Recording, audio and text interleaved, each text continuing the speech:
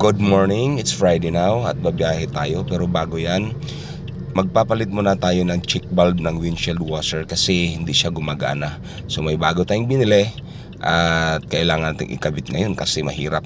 Tag-ulan na kasi, kailangan talaga natin ng washer. So ito, samahan nyo ako.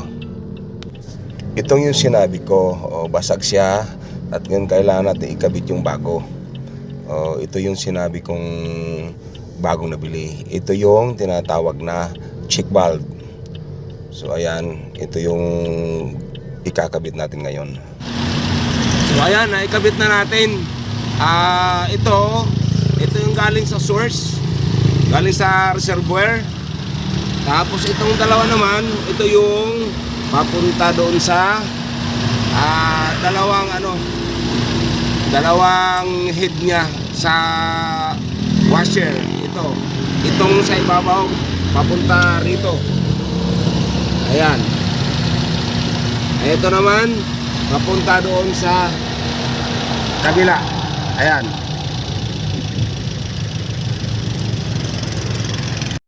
So pati pala yung coupling talagang marupok na. So nung tinanggal natin, basag siya. So dahil dyan, gumawa tayo ng paraan dahil wala tayong coupling na nabili.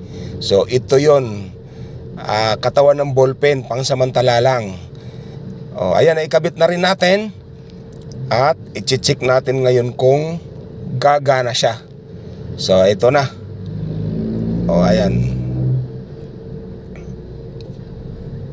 So check natin ngayon kung talagang gagana siya.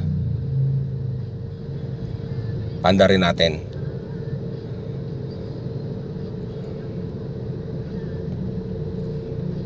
Check na natin ito. Ito. Ayan, ang ganda ng flow. Gumana yung dalawa. So ayan, meron na tayong magagamit. Ayan, tuloy-tuloy na biyahe natin.